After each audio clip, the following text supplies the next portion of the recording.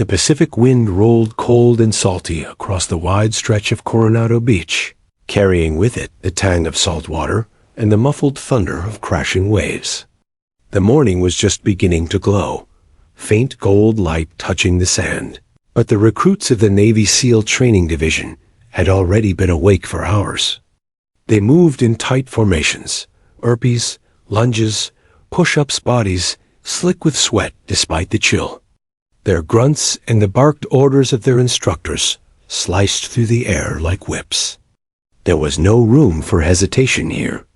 No weakness. Captain Brooks, a barrel-chested man with a jaw like granite and years of command behind his eyes, scanned the line of men before him. He'd seen hundreds come and go, strong ones, fast ones, tough ones, but the ocean never cared. It shooed everyone eventually. And then, that morning, something unusual happened. A stranger approached the edge of the training field. Brooks frowned. Visitors were rare here, and when they came, they usually wore uniforms or bore official insignia. This woman had neither. She was dressed simply black leggings, a gray athletic top, and a ponytail of sun-kissed hair that fluttered in the wind. She carried a small gym bag, a towel slung over one shoulder. The chatter among the men started almost instantly. "Who's she?" murmured one. "Maybe someone's wife. Media? Doesn't look like it." Too calm. Captain Brooks lifted a hand, signaling for the men to pause. "At ease," he barked. The drills stopped, and the recruits stood panting, curiosity sparking in their eyes. The woman stepped closer, her sneakers sinking slightly into the damp sand. She didn't flinch when the captain's shadow fell over her. "Can I help you, Mom?" Brooks asked, his voice firm but not unkind. She smiled, a small, controlled smile that reached only halfway to her eyes. "Alyssa Grant," she said. "I'm here for the endurance observation you approved last week." Brooks blinked. "Observation?" He checked the clipboard held by his assistant, Petty Officer Keller, who flipped through the schedule. "Yes, sir," Keller confirmed. Captain Shepard from the Command Division arranged it. Civilian endurance athlete. Motivational exchange program. Alyssa waited patiently, her gaze steady. Brooks grunted. He remembered now an email buried under dozens of others. Some civilian athlete had requested to observe SEAL, training to learn about mental toughness and share her approach to endurance. He hadn't thought she'd actually show up. "Well, Miss Grant," he said at last, gesturing toward the training area, "you're welcome to watch. Just stay clear of the field. It's not exactly gentle out here." Her lips twitched. "I wouldn't expect it to be." As she moved to the sideline, the recruits resumed their routine. Still, many eyes kept darting toward her. It wasn't often that someone so ordinary-looking stepped into their world. She was fit. Sure, her lean muscles hinted at hours of training, but these men lived in a realm of extremes. They carried logs through freezing surf, ran miles with gear, and weighed more than she did, and thrived on breaking points. And yet, Alyssa didn't seem intimidated. She watched every movement, every drill, with the calm focus of a scientist studying a rare species. The hours dragged on. By mid-morning, the temperature had climbed, and the men were now engaged in one of their most punishing routines, log PT. 6-man teams hoisted massive wooden logs, each nearly 200 pounds above their heads. Running, squatting, pressing, all while the instructors screamed encouragement and insults in equal measure. Brooks stood beside Alyssa, explaining the sequence. "Log PT builds unity," he said. "No one finishes it alone. It's not about muscle. It's about synchronization and mental strength." Alyssa nodded, eyes locked on the teams. Her expression didn't change as one recruit stumbled, the log slipping dangerously before others caught it. "They look like they're carrying something heavier than wood," she murmured. Brooks gave her a sideways glance. "They are," They're carrying each other. For a moment, silence settled between them, broken only by shouts of exertion and the rhythm of boots on sand. Then, as the teams finished and collapsed onto the ground, Elisa's gaze wandered beyond them to a simple metal pull-up bar standing a few yards away. Rusted by salt and time, it looked unremarkable to most eyes, but a small brass plate at its base caught her attention. 349, she read aloud. What's that mean? Brooks followed her gaze and smiled faintly. That, he said, was Bulldog Harris's record. 10 years ago. 348 pull-ups in 90 minutes. No one's come close since. Alyssa's fingers brushed her chin thoughtfully. Impressive. Brooks chuckled. Impressive? It's damn near impossible. Even our strongest men burn out around 200. Bulldog was built different. Her eyes lingered on the bar. The wind tousled her hair, and she took a slow breath. Mind if I try? Brooks blinked, caught off guard. What was that? She turned toward him fully, her tone polite but firm. Mind if I try? For a moment, there was silence. Then came the laughter. It started as a low chuckle from one of the recruits and spread through the group like wildfire. A few men clapped their hands. One pretended to stretch as if preparing for a show. Even Brooks couldn't help a small smirk tugging at his lips. Ms. Grant, he said, that bar has crushed some of the toughest men I've ever known. I'm not here to compete, she replied. Just to see how far I can go. Her voice carried no arrogance, only calm determination, and that, more than her words, made a few of the men pause. Still, others jeered playfully. Hey, you'll need a stool to reach that bar. One shouted. Another added, Take it easy, ma'am. That thing bites. Elisa didn't respond. She simply reached into her bag, pulled out a small tub of chalk, and began dusting her hands. The fine white powder drifted away on the breeze. The group slowly circled around. Some were curious. Others were waiting for the inevitable failure. She approached the pull-up bar, stretched her arms, and jumped, gripping it cleanly. Her form was perfect, elbows locked, core tight. She hung still for a second, eyes closed. Then she began. 1, 2, 3, 10. The rhythm was smooth, deliberate. There was no wasted motion, no panic, no showmanship. Her breathing was deep, and even her body moving like a machine, honed by years of repetition. By 20, the laughter had thinned. By 40, silence began to settle. Brooks crossed his arms. She's done some serious training, he muttered. At 50, the only sounds left were the wind and the faint count of numbers whispered by the recruits themselves.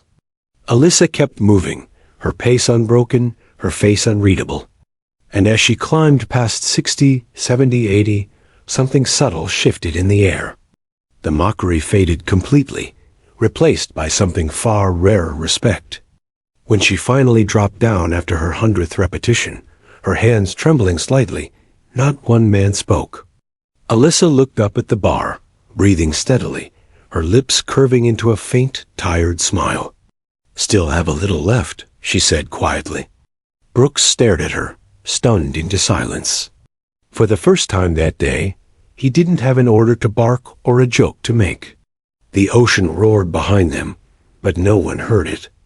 All eyes were fixed on the visitor who had walked into their world without fear and dared to ask one simple question. Mind if I try? The recruits gathered in a loose semicircle around the pull-up bar, their laughter fading into a wary curiosity. Alyssa rubbed more chalk into her torn palms and looked at the metal bar as if greeting an old friend. The Pacific breeze whipped across the beach, spraying mist onto her face. Someone muttered that she'd proved her point already, but she didn't respond. She simply jumped again, fingers curling around cold steel, and began to move. One pull, then another, smooth and deliberate. The motion was rhythmic, mechanical almost, the rise and fall of her body against the gray sky, forming a kind of pulse that pulled everyone's attention toward her. At first, the men tried to keep count aloud. Numbers flew out 20, 30, 40, but after a while, the repetition became too fast, too relentless. The bar creaked. Sweat ran down her neck. Her breaths came sharp and measured, the kind that came from years of discipline. Even Captain Brooks, standing off to the side with arms folded, found himself leaning forward slightly. He had seen recruits collapse from exhaustion after 30 minutes of this drill. She had been up there for half that time already and showed no sign of faltering. "Come on, Miss Grant," he called, voice raised above the surf. "You don't have to prove anything." She didn't look down. "I'm not trying to," she said between breaths. "Just testing the edge." The words carried easily across the sand. A few of the men shifted uncomfortably. They knew what it meant to chase the edge every SEAL lived there, between control and collapse. Yet hearing it from her in that calm, steady tone unsettled them. There was no bravado, no need for validation. She was simply exploring her limits as if they were coordinates on a map. After 45 minutes, her hands were bleeding. Red smears appeared on the bar, but her rhythm never changed. Chief Torres, who had laughed the loudest earlier, moved closer, squinting up at her form. "She's pacing herself," he muttered. "She's not going for a stunt. She's calculated this." Brooks glanced at him. "Calculated what?" Torres nodded toward the brass plate at the base of the bar. "The record." The idea was absurd, but it clung to the air. A civilian and outsider going after a SEAL endurance record that had stood for 10 years? It sounded like madness. And yet, as the minutes passed, the madness started to look more like possibility. Alyssa's breathing grew louder, but still controlled. A deep rhythm of inhale, pull, exhale, drop. The crowd began to sense something extraordinary unfolding before them. The earlier jeers turned into murmured encouragement. Someone brought her water, but she waved it off. "Later," she said. "Keep time for me." When the clock hit the 1-hour mark, she had passed 200. Her forearms shook, veins raised beneath the skin like cords. The salt from the sea air burned into her open blisters, yet she didn't cry out. She just gritted her teeth and kept moving. Brooks felt an unfamiliar tug of emotion. Pride? Maybe. Awe, certainly. He had spent years telling his recruits that limits were illusions, but seeing her made him realize how rarely anyone truly believed it. As she continued, the silence grew heavier. Every man present understood what was happening. She was entering the stage, where pain no longer felt like pain, but like pure electricity flooding through the body. Some had reached it during Hell Week. Most had never wanted to go back. Alyssa lived there now. Her face was pale, lips trembling, but her eyes were locked on some distant horizon none of them could see. Chief Torres began calling cadence for her, the same way he did during team exercises. Up, down. Up, down. The others joined in, their voices rough and urgent. The beach that had once echoed with laughter now vibrated with unity. She responded to their rhythm, matching their calls as if she were one of them. In that moment, no one cared that she was an outsider. She was carrying their spirit, one pull-up at a time. Brooks checked the stopwatch again. 1 hour, 15 minutes. The count was at 280. "That's enough," he shouted. "You've made your point." Alyssa's answer was barely audible. "Not yet." She drew herself up again, every muscle screaming. Her shoulders trembled with effort, blood dripping down her wrists. The wind had picked up, whipping sand into her face, but she didn't blink. Torres turned to Brooks. "She's gonna break it, Captain." Brooks shook his head, but he couldn't tear his eyes away. "If she does, Harris will roll over in his grave. Then let him watch, Torres said quietly. At 85 minutes, the impossible started to look inevitable. Elisa's count passed 300. The recruits had formed a half-circle around her, shouting her name. The rhythm of their voices filled the air like a war chant. For them, this was no longer about a record. It was about witnessing something that defied the laws of exhaustion. They had seen men crumble from dehydration, men faint mid-run, men break bones and still crawl through sand. But they had never seen this someone from the outside carrying their own creed better than they could. Alyssa felt her world narrowing to the sound of their voices. Every nerve burned, every joint felt like it was splitting, but she clung to the bar as though it were the only solid thing in the universe. Her mind drifted. She saw flashes of her hospital bed, the x-rays, the doctor's words telling her she'd never compete again. She heard the silence that had followed when her sponsors disappeared, when friends stopped calling. The pull-ups became a conversation with those ghosts. Each rep said, "You were wrong. I'm still here." 90 minutes. The timer beeped. Brooks looked down and swallowed hard. 348, Torres whispered. The same number that had stood on the plaque for 10 years. Alyssa hung there, motionless, trembling. Then, with a long, ragged breath, she pulled once more. The bar creaked under her grip. Her chin cleared the metal. 349, Torres said softly.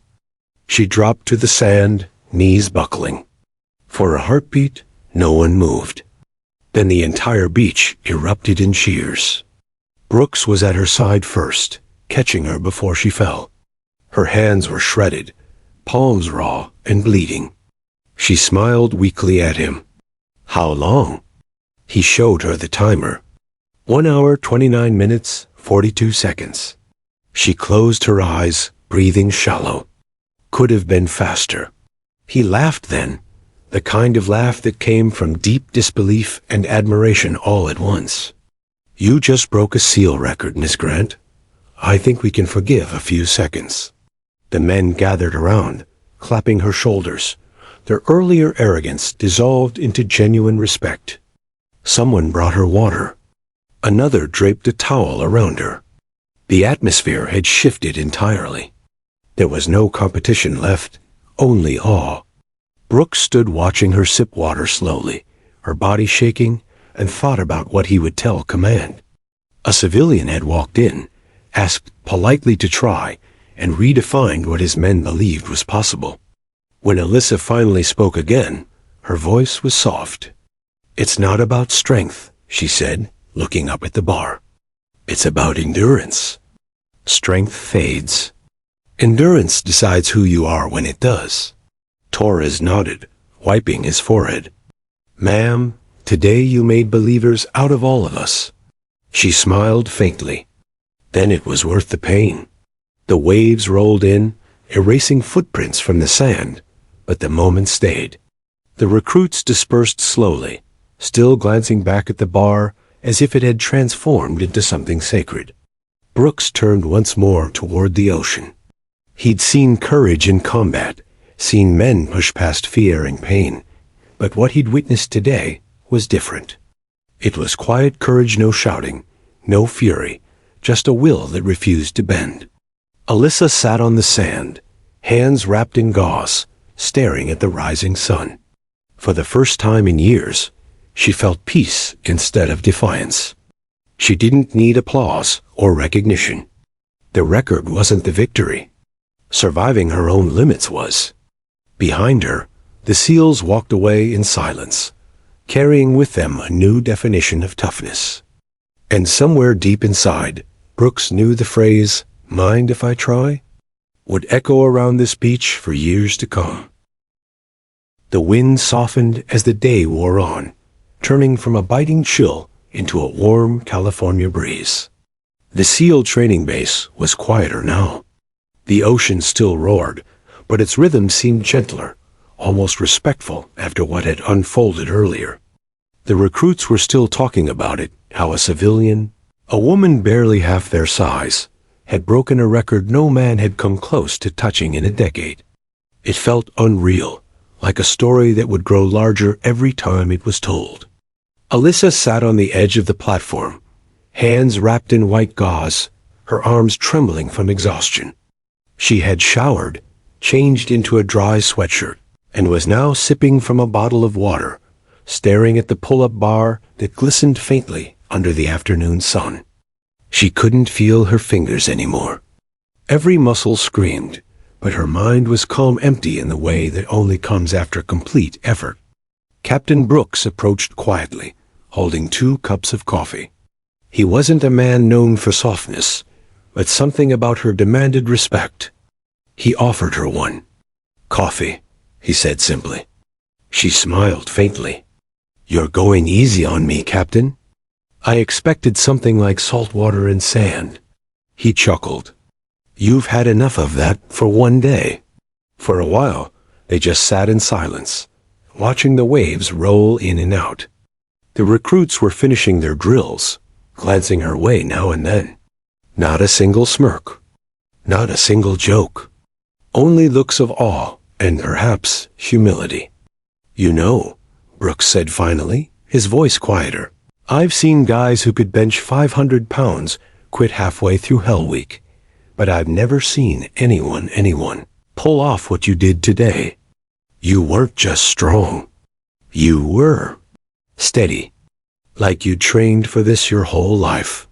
Alyssa turned the cup in her hands, watching the steam rise. "In a way, I have." He looked at her, curious. "You've got me interested. What kind of training builds that kind of endurance?" She took a slow sip before answering. "Pain, years of it." Brooks waited, sensing she was deciding how much to share. Finally, she spoke again, her voice steady but distant. 5 years ago, I was training for the Ironman in Arizona. I was ranked top 10. I lived for competition running, swimming, cycling. It was my identity. She paused, her gaze unfocused, lost somewhere in memory. Then one night, driving home from a late session, I got hit. Drunk driver. My car flipped 3 times. They said I was lucky to live. Brooks stayed silent. He knew that kind of luck. It usually came with a price. "They told me my spine was damaged," she continued, "that I'd never compete again. I spent 6 months in a hospital bed. Another year learning how to walk properly. Pain became my routine. I hated it, but it taught me discipline in ways no training ever had." Brooks nodded slowly. "You learned how to suffer." She looked at him, and a faint smile touched her lips. "Exactly. Suffering's not a curse, it's a classroom." He let that hang in the air. The woman before him wasn't just strong. She was forged in pain. He'd met soldiers with similar stories, men who'd crawled through hell and come out harder, quieter, more focused. Alyssa had that same energy. "So why the SEALs?" he asked. "Why come here of all places?" Her eyes drifted back to the ocean. "When I was recovering, I read about SEAL training. The mental toughness, the discipline. I started following your routines, not exactly, but close. Cold showers, 4 a.m. runs, breathing control under stress. I wanted to understand what drives people to go beyond the point of breaking. Because I wanted to know if I could still go there." Brooks laughed quietly. "You didn't just go there. You built a house on the other side." Alyssa smiled but didn't reply.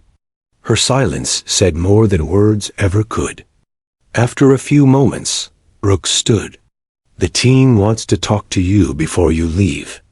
They're in the mess hall. I think you've got a few new fans."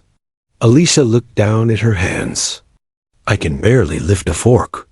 "Then I guess we'll feed you," he said with a grin. When they entered the mess hall, the chatter stopped.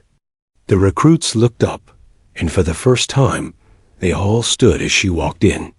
She wasn't in uniform, but the respect was automatic. Brooks nodded to them, and they relaxed, but the awe remained.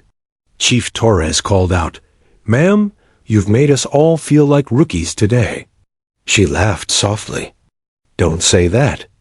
I just had a good day." "Good day?" Another shouted. "You crushed Bulldog Harris's record." The guy was a legend. Elisa's expression softened. Legends are just people who didn't quit. There was a pause. Then applause broke out, not polite clapping, but genuine, thunderous appreciation. Even Brooks joined in. She felt her face warm, uncomfortable with the attention. "You know," she said after a moment, "the record isn't the point. The bar doesn't care who touches it. What matters is what happens here." She tapped her chest. "The moment when your mind tells you to stop, and something deeper says no." The room grew quiet again. The words hung heavy, meaningful. The recruits listened the way soldiers listen to someone who survived a battle they haven't yet fought. Torres spoke up again. "You talk like one of us." She smiled. "Maybe suffering makes us all part of the same club." Brooks saw how the men looked at her now, not as a visitor, not even as a civilian, but as a mirror of what they aspired to be. The line between them had blurred. After dinner, most of the recruits drifted off to their quarters, still buzzing with excitement. Alyssa stayed behind, her gaze drawn once again to the pull-up bar outside the window.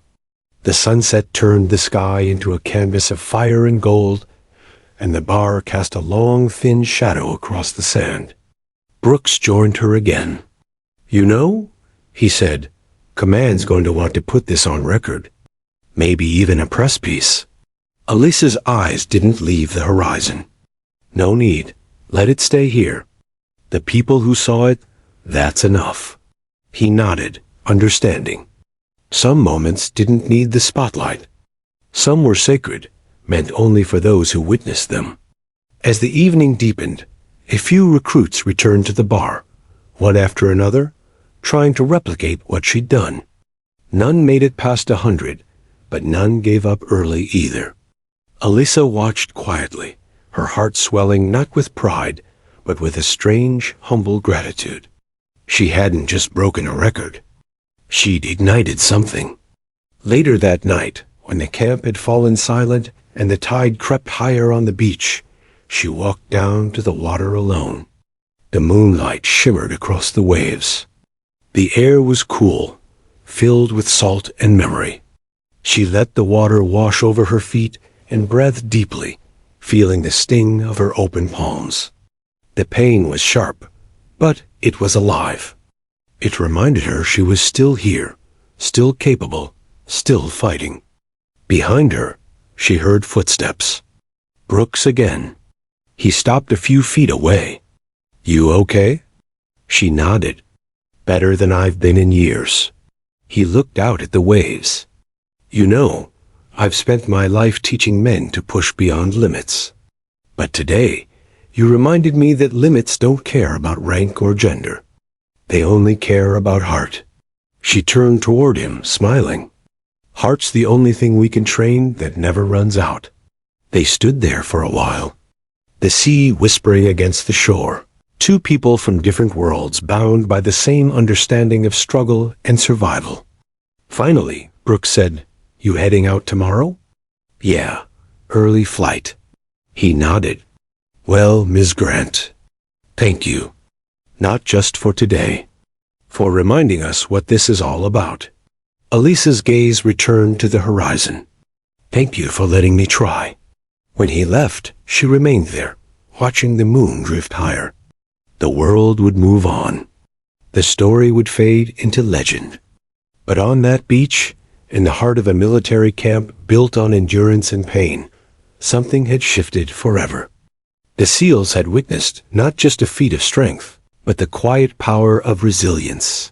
And it all began with a simple question that would echo in their minds long after she was gone. "Mind if I try?" The next morning, the sun climbed lazily over Coronado Beach, painting the Navy training grounds in soft gold. The sea was calm, and the world seemed ordinary again.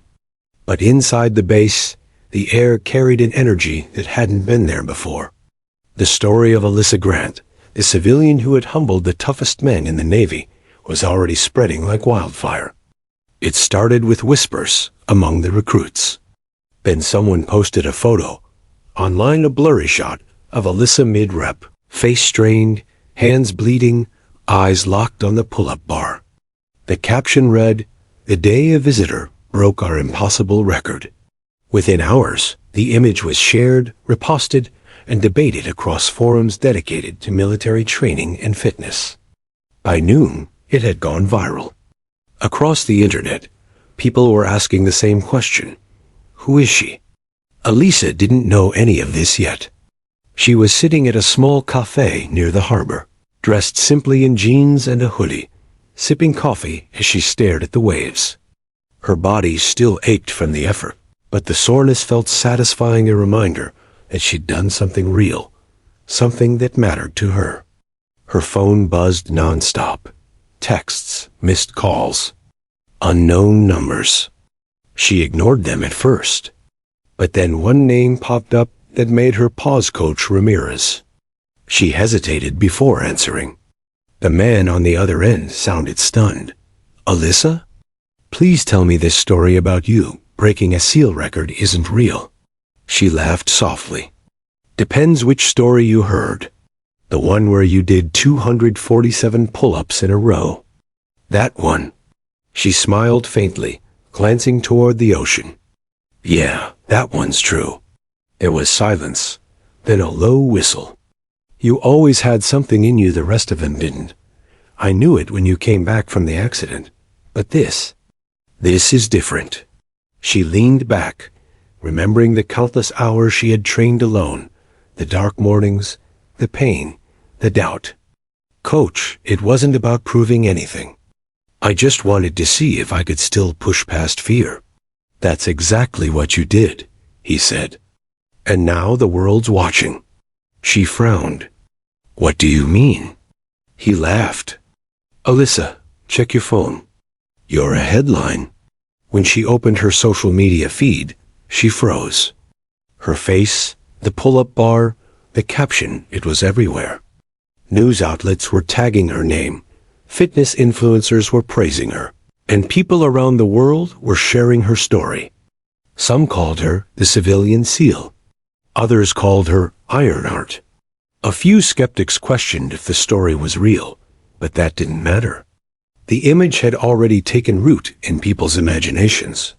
For most, she was a symbol now, proof that human limits were illusions. A few tables away, a man with a Navy cap watched her quietly. He had been at the training ground the day before, a retired SEAL who now worked as a consultant. He stood up and approached her. "You don't know me," he said, "but I saw what you did yesterday. The guys can't stop talking about it." Alyssa smiled politely. "I just gave it a try." He chuckled. "You didn't just try, you changed the mood of an entire camp. That doesn't happen often. You planning to make a career out of this?" She shook her head. "I don't think so. I've had enough of living for competition. This was just personal." He nodded thoughtfully. "Maybe so, but sometimes the personal becomes bigger than you, whether you like it or not." He left her with that thought, and as she watched him go, she felt something stir, a strange mix of pride and discomfort. She had trained her whole life for moments of recognition, but this one felt different. This wasn't a medal or a trophy. It was something raw, uncontrollable. The world had taken her private moment and made it a story. By evening, the base's public relations office was overwhelmed with calls. Reporters wanted interviews. Fitness magazines wanted exclusive rights. Even the Department of Defense had received inquiries from networks wanting confirmation. Captain Brooks was bombarded with emails. He stared at his screen, rubbing his temples, muttering to himself, "Of course, it went viral." Chief Torres entered his office with a grin. "Sir, everyone wants to meet her again. Some of the higher-ups are even talking about inviting her for a public demo." Brooks sighed. She didn't do it for fame. She did it for herself. And that's exactly why people care. Meanwhile, Alyssa returned to her hotel, exhausted not from exercise, but from attention. Her inbox was flooded. Sponsors, journalists, old friends. Even people she hadn't spoken to in years suddenly remembered her name. She turned off her phone, pulled the curtains, and sat in the dark, letting the silence fill the room. That's when the memories returned. The accident, the hospital room, the long nights staring at the ceiling, wondering if she'd ever feel strong again. The doctors had said her spine might never fully recover. They had said running, swimming, and competing were over. And yet, here she was stronger than ever, but in a way she hadn't expected. It wasn't about her body anymore. It was about her will. Later that night, there was a knock on her door. When she opened it, Captain Brooks stood there, still in uniform, holding a folded envelope. "I figured you'd want to know," he said, handing it to her. Inside was a letter on official Navy stationery. It read, "To Ms. Alyssa Grant, for outstanding display of physical and mental fortitude during a demonstration at the Naval Amphibious Base Coronado, we express our deepest respect and gratitude. Your actions have inspired not only our recruits, but the entire community of the United States Navy SEALs." It was signed by the commanding officer. Alyssa looked up, speechless. Brooks smiled. "It's not official rank or anything. Just a thank you. But around here, that means something." She nodded, emotion catching in her throat. "Thank you, Captain, really." He turned to leave, then paused at the door. "By the way, the recruits asked if they could name the new endurance challenge after you." She blinked. "What?" He grinned. "They're calling it the Grant Test. 2 minutes of continuous pull-ups, max effort. It's going to be part of the final fitness assessment from now on." Alyssa laughed softly, shaking her head. "You're kidding." "Nope. You set a new standard, Alyssa. Whether you meant to or not." When he left, she sat down slowly, staring at the letter. A new standard. The words echoed in her mind. It wasn't fame she had gained, it was legacy. The realization humbled her. Over the following days, she started receiving letters from people she'd never met. A teenage girl who'd been battling depression wrote, "You made me believe strength isn't about muscles." A veteran in rehab said, "Your story gave me a reason to get up again." Alyssa read each one carefully, tears sometimes blurring the words. She realized that her pain, the years of silent struggle, had somehow become someone else's hope. And that, more than any record, was what truly mattered. One evening, she returned to the beach, where it had all started. The bar stood empty, gleaming under the setting sun.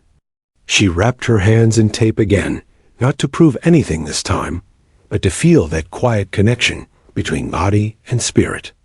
She took a deep breath, gripped the bar, and pulled slow, deliberate, controlled. 1 rep, then another, and another. There was no audience, no stopwatch, no laughter or disbelief. Just her and the steady rhythm of her breath against the sound of the sea. She didn't count. She didn't need to. When she finally let go, she stood silently for a long time, looking at her hands. The scars were still there, but now they told a different story. A week had passed since Alyssa Grant's unexpected triumph on the Navy base, but life no longer felt like her own. The world had caught wind of her story, and it wasn't slowing down.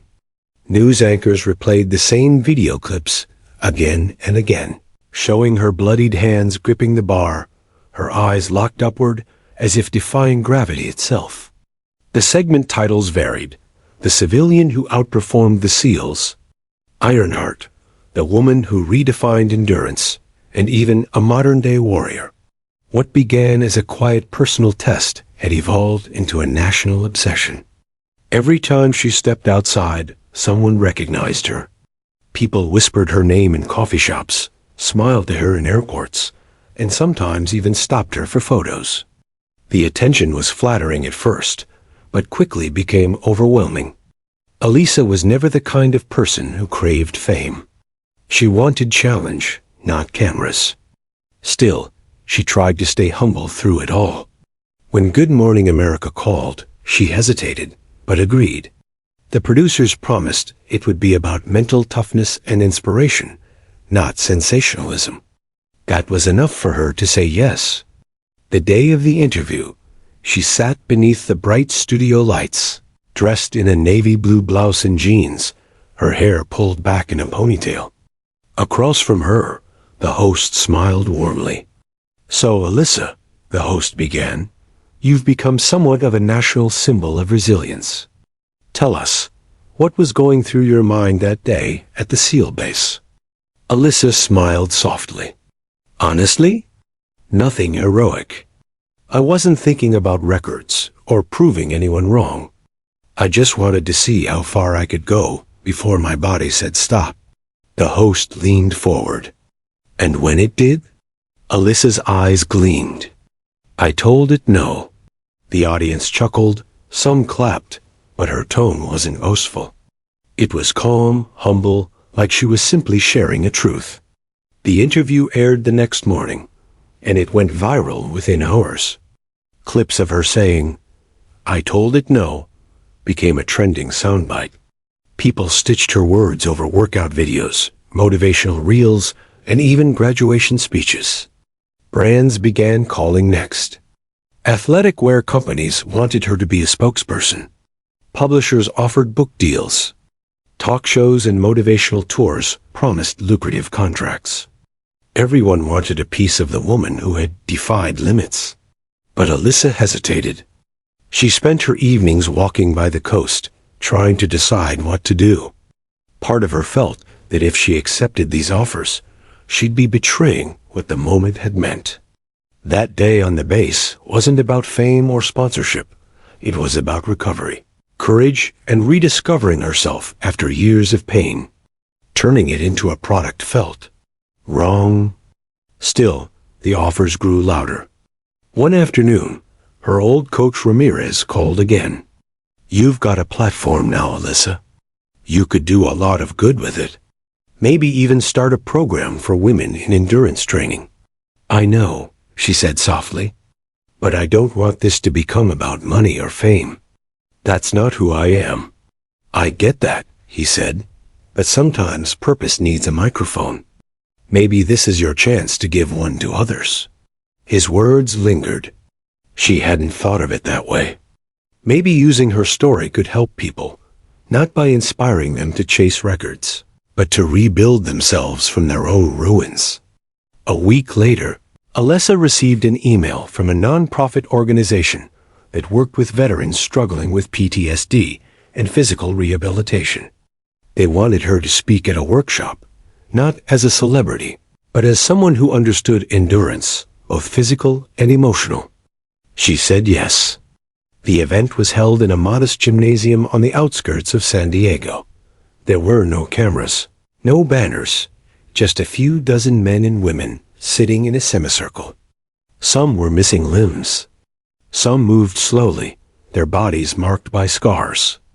Elisa stood in front of them, feeling more nervous than she had been on national television.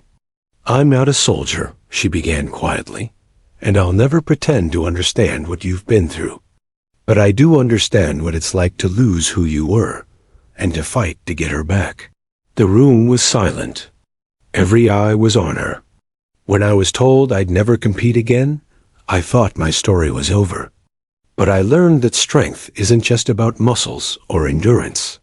It's about the quiet decision to get up again when no one is watching." A man in the front row nodded slowly, eyes glistening. Elisa continued, her voice gaining strength. "I used to train to win. Now I train to feel alive. Because every rep, every breath, every step is a reminder that I still can. And so can you." When she finished, the applause wasn't loud, but it was heartfelt, the kind that lingers. Several veterans came up afterward to thank her, telling her she'd given them something to believe in again. For the first time since the SEAL base, Alyssa felt peace. In the following months, she began collaborating with a nonprofit, developing a resilience program that blended physical training with mental recovery. She called it Project Ironheart, not after herself, but after the idea that the strongest hearts are forged in struggle. The program started small, just 10 participants in a community gym, but word spread quickly. By the end of the year, they had branches in 3 states. Veterans, athletes, trauma survivors, people from all walks of life were joining. Each session began with a phrase Alyssa had written on the wall in black paint. Pain is a teacher. Listen closely. While the world still saw her as the woman who beat the SEALs, Alyssa had quietly shifted her story into something greater. She wasn't chasing numbers anymore. She was helping others rediscover their strength, one breath, one rep, one day at a time. But with every success came new pressure. Major news networks began revisiting her story. Documentaries called. A movie studio even reached out, wanting rights to dramatize her life. She declined politely every time. "I'm not a movie," she told one journalist. "I'm just a person who didn't stop when it hurt." Still, the attention took its toll. She found herself withdrawing from social media, craving the anonymity she once had. Some nights, she'd drive to the old SEAL base and park near the ocean, staring at the pull-up bar through the chain-link fence. It had become a silent friend, a reminder of who she was before the world found out. One night, Captain Brooks found her there again. He had heard about Project Ironheart and wanted to see her. "You've built something incredible," he said, leaning against her car. "I think you've inspired more people than you realize." She smiled faintly. "I just wanted to help people find what I found that day." He nodded. "You did more than that. You reminded us that strength doesn't come from training alone. It comes from purpose." They stood in silence for a while, listening to the surf. Then Brooks said, "We've been using your grant test for 6 months now. It's brutal, but the new recruits love it." Alyssa laughed softly. "Guess I've left a mark, huh?" "More than you think," he said. "You didn't just raise the bar, Alyssa. You changed what it means to reach it." She looked out at the sea, the moonlight shimmering on the water. The fame, the headlines, the pressure, none of it mattered here. Only the sound of the waves and the memory of that single moment when she'd asked, "Mind if I try?" In that moment, she understood something she hadn't before. The record she'd broken wasn't just a physical one. It was the invisible record of fear, of limits, of silence. She hadn't just lifted her body that day.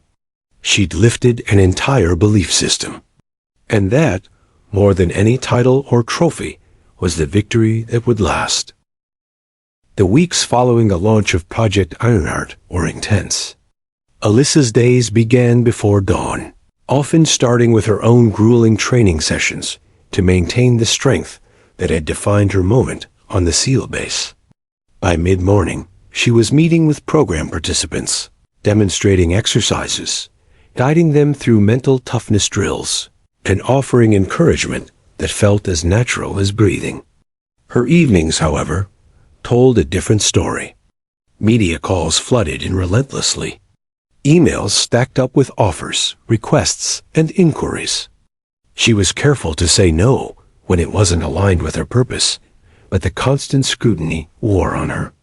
Even supporters started asking pointed questions. "When will you go back to competing?"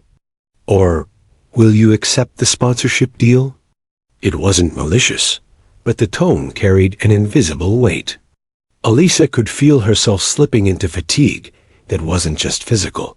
One Thursday afternoon, she was running the latest Project Ironheart workshop. 20 participants, ranging from veterans to civilians recovering from injuries, were pushing through a series of pull-ups, push-ups, and rope climbs. Alyssa's voice carried easily over the noise, steady and calm, encouraging each person to focus, breathe, and persist. But by mid-session, she could feel her body protesting. Her shoulders ached, her palms throbbed where the calluses had reopened, and her knees had begun to stiffen. She paused, rubbing her arms, trying to shake off the exhaustion. One of the veterans, a man named David, noticed. "Ms. Grant, are you okay?" She forced a smile. "Better than okay," she said. "Just feeling the workout myself." But as she moved to demonstrate the next exercise, her balance faltered slightly. A hush fell over the group, a brief moment of concern. Alyssa caught herself and took a deep breath. "Remember," she said firmly, "everyone has limits. The key is knowing when to push and when to respect your body." The words were meant to inspire, but internally she felt a creeping doubt. Had she pushed herself too far? Was she still capable of teaching endurance if she could barely maintain her own? That evening, she drove along the coastline, the sun setting in a blaze of orange and pink. She parked on a quiet stretch of sand and sat in silence, letting the waves lap gently at her feet. Her hands were wrapped in tape from the day's exercises. The pain was sharp, but it wasn't unbearable. What gnawed at her more was the pressure, the weight of expectation that had grown heavier than the bar at the SEAL base ever could. Her phone buzzed again. A producer from a national talk show wanted her to appear the following week. Another email from a high-profile sports brand promised a lucrative sponsorship if she would endorse their products. Even some of her old Ironman contacts were calling, offering a chance to return to professional competition. Alyssa turned the phone off and buried her face in her hands. The world wanted her to be a symbol, a brand, a hero. But she hadn't done it for them. She had done it for herself, for the quiet victory of proving to herself that she could still rise after falling. The next day, her exhaustion became visible. During the morning workshop, she struggled to keep up with the demonstrations. Participants noticed and whispers spread. Alyssa felt heat rise to her cheeks, not from embarrassment, but from frustration. She had always been able to push past limits. But now, the expectation of living up to a public image threatened to overwhelm her. Captain Brooks called that afternoon. "Alyssa, I heard about today.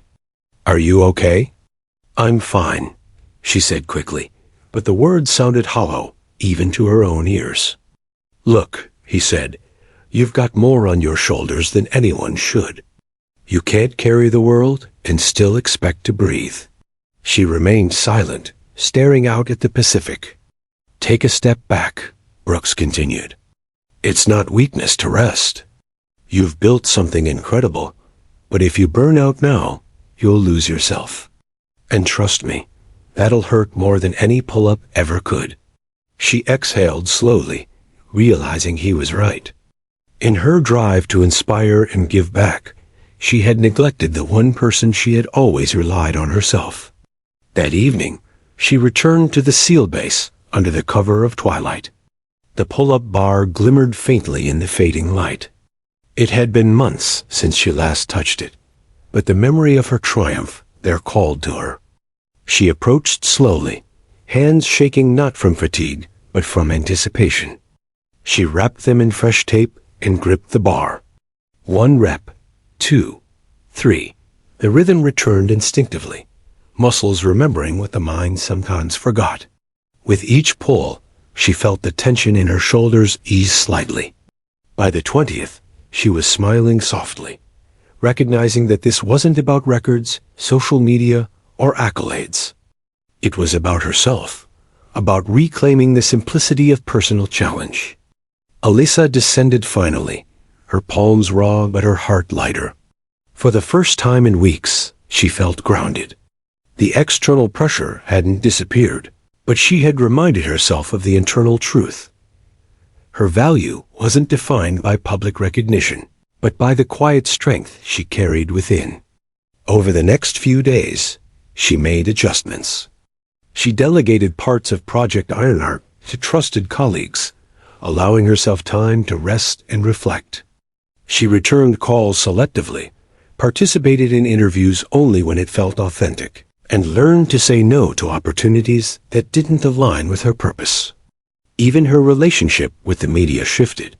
Instead of chasing viral headlines, she focused on sharing lessons from her personal journey, strategies for resilience, techniques for mental endurance, and stories of struggle and recovery. Slowly, the narrative around her transformed from spectacle to substance. People still admired her for the pull-up record, but now they also respected the philosophy behind it. One evening, after a long day at a community workshop, she received a call from Chief Torres. "Ma'am, the recruits have been talking about you again. Not just your record, your story, your words. You've changed the way they see themselves." Elisa smiled quietly. "Good, that's what matters." Torres hesitated, then added, "They also want to challenge you again. A friendly competition. Nothing official, just to see if you still have it." She laughed softly. "Tell them I'll think about it." After hanging up, she stepped onto her balcony, the cool night air brushing her face. Below, the lights of the city twinkled like stars. She realized that her journey was far from over. The path of endurance was continuous, filled with victories, setbacks, and choices about how to use one's strength. But she felt ready, stronger in mind and spirit than she had been at the start of this unexpected journey. The bar at the SEAL base, the media frenzy, the program participants, they were all reminders of one unchanging truth. Real strength isn't measured in records or applause. It's measured in the quiet moments when you choose to stand up, to keep going, and to remain true to yourself. And Elisa Grant, for the first time in months, felt that strength fully within her. Months had passed since Elisa's viral moment at the SEAL base, and life had settled into a rhythm she hadn't known she could sustain. Project Ironheart had grown beyond her initial expectations, attracting participants from across the state. Veterans, trauma survivors, and civilians eager to challenge themselves arrived daily. Yet beneath the calm surface, the pull of the SEAL base remained, a memory that refused to fade, a place that had first tested her limits and shown her who she truly was. It was a crisp morning when she received the invitation. The SEALs were hosting a commemorative event to honor the decade-old endurance record, now forever broken by Elisa herself. It was symbolic, a gesture recognizing her extraordinary achievement and the inspiration it had generated. For a moment, she hesitated. The thought of stepping back into that environment, surrounded by men who had once laughed at her, was intimidating. But she knew she had to go. When she arrived, the familiar smell of salt, sand, and sweat greeted her. The base seemed smaller than she remembered, but every detail, the rugged metal of the pull-up bar, the worn sand where recruits ran, the distant hum of the ocean, was etched into her memory.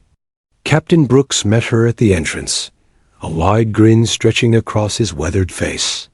"Elisa," he said warmly, "it's good to have you back. Everyone's been talking about this day for weeks." She smiled, nerves fluttering. "It's good to be here." The recruits, past and present, had gathered around the main training area. Some wore their formal dress blues, others in casual workout gear. There was a quiet excitement in the air, a blend of reverence and curiosity.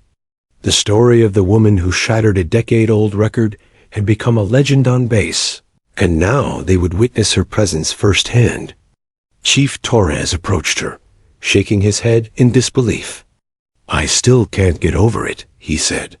"You walked in here that day, asked politely to try, and changed everything. And now here we are, celebrating it." Elisa nodded. "I never planned for any of this. I just wanted to see how far I could go." "Then let's show them," Torres said, gesturing toward the bar.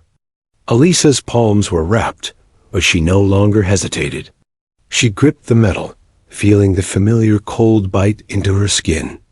As she began her first pull-up, she was aware of every gaze on her, the murmur of the crowd mixing with the crashing surf. Her rhythm was deliberate, steady. Unlike her initial attempt, this wasn't a test of raw endurance. It was a statement, a reminder that limits were meant to be challenged and that growth could happen quietly within oneself. The crowd watched in silence, some holding their breath as she moved up and down with a controlled grace. Her mind wandered briefly to the journey that had brought her here, the accident that nearly ended her life, the months of pain and recovery, the solitary hours of training, and the courage it had taken to walk into a place where everyone doubted her. Every memory fueled her motion. By the 20th rep, she noticed smiles forming on the faces of the recruits. They weren't in awe of the number she could reach. They were impressed by her composure, her focus, her embodiment of what endurance truly meant. When she finished, she let herself drop to the sand, legs trembling but heart steady.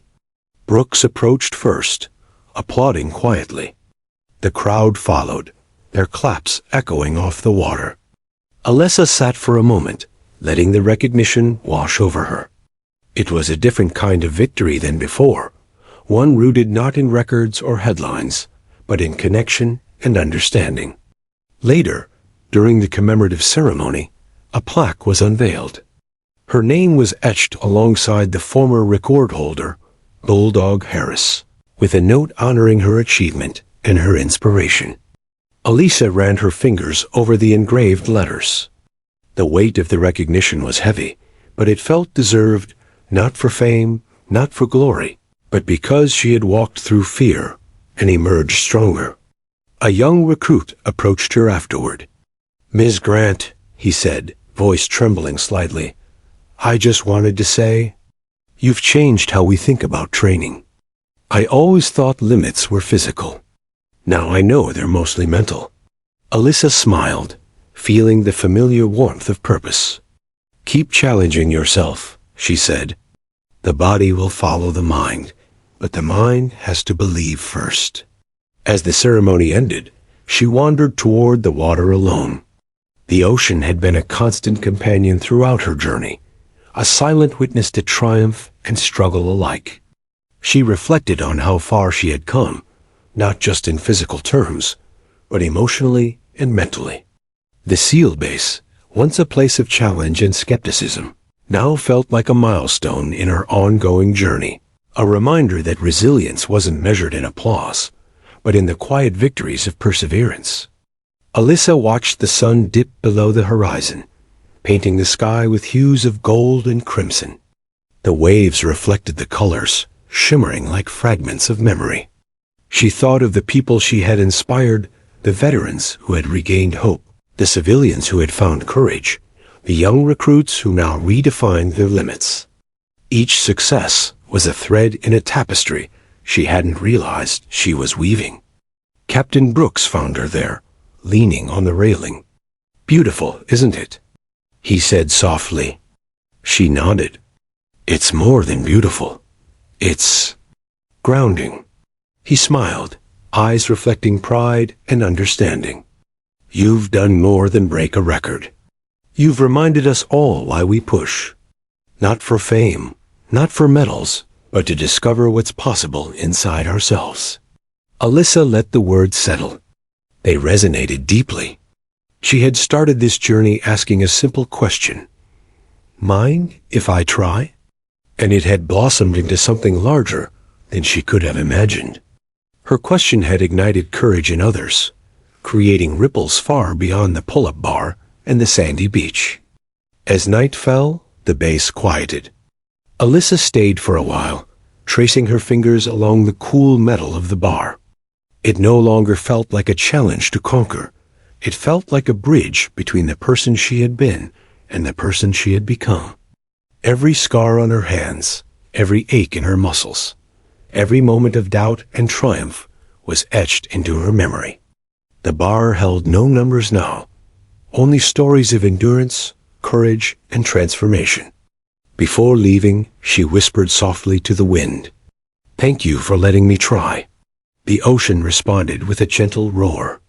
And in that moment, Alyssa understood fully. Her journey wasn't defined by records, attention, or external validation. It was defined by the courage to step forward when no one was watching, by the willingness to rise when every instinct screamed to stop, and by the compassion to share her strength with others. As she walked away from the base, she carried with her the knowledge that the true measure of endurance wasn't counted in pull-ups or minutes.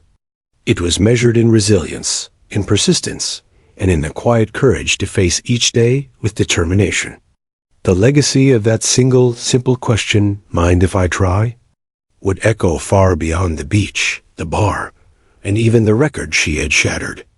It would live in the hearts of everyone she inspired, a reminder that the greatest victories begin with a willingness to start, no matter the odds. And for Alyssa Grant, the journey was far from over. She knew there would always be new challenges, new obstacles, and new limits to test. But she also knew that whatever came next, she would face it with the same calm determination that had brought her this far, one pull-up, one step, one breath at a time. Months turned into a year, and the memory of that single day at the SEAL base had transformed into a movement. Project Ironheart had grown beyond Alyssa's expectations, now spanning multiple states and serving hundreds of participants each week. The program's focus remained on mental resilience, physical endurance, and emotional recovery. But the stories it produced, stories of courage, perseverance, and personal transformation, were what truly defined it. Alyssa's own life had evolved alongside it. She no longer tracked headlines obsessively or measured success by social media trends. Instead, she measured it in faces. The veteran who took their first steps without assistance, the young woman who ran her first mile in years, the man who overcame a crippling fear of water to swim laps under her guidance. These victories were quiet, personal, and deeply meaningful. Yet, the world hadn't forgotten her. Invitations arrived steadily: panels, workshops, interviews, speaking engagements, but Alyssa had learned to approach them deliberately. She would only accept opportunities that aligned with the purpose she had rediscovered: teaching resilience, not chasing fame. The choice brought a sense of freedom she hadn't experienced in years.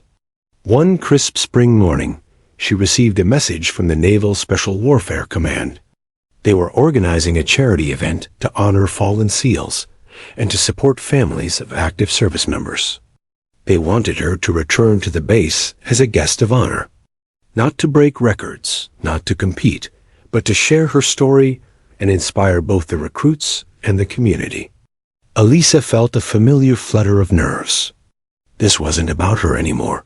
It was about the people who would hear her speak, who would see her as a symbol of resilience and possibility.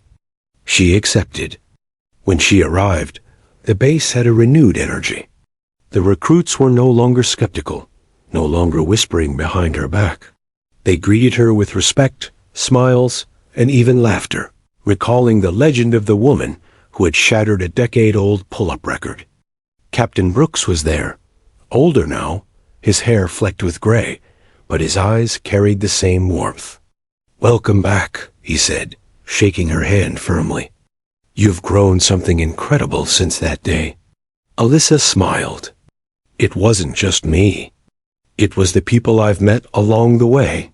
The ceremony began with a series of demonstrations and speeches. Veterans spoke of personal challenges and triumphs. Families of service members shared stories of courage, and recruits recounted what they had learned from Alyssa's original achievement. Her name was mentioned often, not as a celebrity, but as a catalyst, reminder of what one determined person could spark in others. Finally, it was her turn to speak. Alyssa approached the podium, the sun glinting off the insignia behind her. She felt a moment of hesitation, but then remembered the simple question that had changed her life. "Mind if I try?" "I want to start with a confession," she began, her voice calm but resonant. "When I first came to this base, I didn't belong here. Everyone thought I was too small, too inexperienced, too ordinary. They laughed when I asked if I could try. And maybe I would have laughed too, if I were them. But I did try. And something unexpected happened. I discovered that limits are often imaginary, and courage doesn't care about size, gender, or background. She paused, letting the words sink in. The audience was silent, hanging on every word. Since that day, I've met people who are fighting battles far tougher than any pull-up challenge. Veterans learning to walk again. Survivors of accidents or trauma reclaiming their lives. And I've learned this. Strength isn't measured in numbers or records. It's measured in persistence, in the courage to continue when every instinct says stop, and in the willingness to help others rise with you. A ripple of applause swept through the crowd. Elisa smiled softly, feeling a sense of fulfillment deeper than any recognition she had received. This was the legacy she had created, not fame, not viral videos, but a community of people discovering strength within themselves. After the event, she walked to the pull-up bar one last time. It had been months since she had climbed it, but the memory of the first time she grasped it was vivid. She wrapped her hands in tape, took a deep breath, and pulled. 1 rep, 2, 3. Each movement was deliberate, a meditation on strength and endurance. By the time she reached the 20th rep, her muscles burned, but her mind was clear. She stepped down, and a few of the recruits joined her, attempting the same number under her guidance. They laughed when their arms gave out, cheered when someone succeeded, and cheered even louder when everyone tried together. Elisa realized then that the bar was no longer a symbol of a record. It was a bridge connecting people to courage, to resilience, to the realization that ordinary individuals could do extraordinary things when they dared to try. That evening, as the sun dipped below the horizon, Elisa sat alone on the beach. She reflected on the journey, the accident that had nearly ended her career, the years of recovery, the solitary training, the viral moment, and the impact she had on countless lives since then. Her path had not been easy, but it had been real, meaningful, and transformative. Her phone vibrated with a message from Coach Ramirez. "You've changed lives. Don't forget that." She smiled, knowing he understood what mattered most. She walked toward the waves, letting the water wash over her feet, and whispered to herself the words that had started it all. "Mind if I try?" This time, it wasn't a question. It was a declaration, a promise to herself and to everyone she had inspired. She would continue to try, to push, and to teach. And she would continue to show others that courage often begins with a single, simple choice, the choice to act, to challenge, and to rise. Across the beach, the lights of the base flickered softly. Somewhere, a young recruit repeated her words to himself, summoning the courage to attempt something new. A veteran leaned on a crutch, testing the limits of his own body. A teenager, inspired by a video of Elisa's feat, prepared for their first personal challenge. The ripple effect of a single question, a single effort, stretched far beyond that one day, far beyond the bar, far beyond the media attention.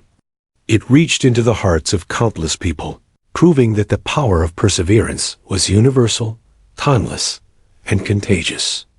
As Elisa watched the waves, she knew this was only the beginning. Records would come and go, challenges would rise and fall, but the essence of courage, the quiet, relentless determination to try, would remain. She had shattered more than a decade-old record. She had shattered doubt, fear, and limitations. And in doing so, she had built a legacy that would endure far longer than any number on a plaque. The ocean whispered in rhythm with her heartbeat, and for the first time in her life, Elisa Grant felt a profound peace. She had asked a simple question, and it had changed the world around her, not through force, not through fame, but through courage, consistency, and the unwavering willingness to try. She smiled, whispered once more, "Mind if I try?" and knew with complete certainty that she always would.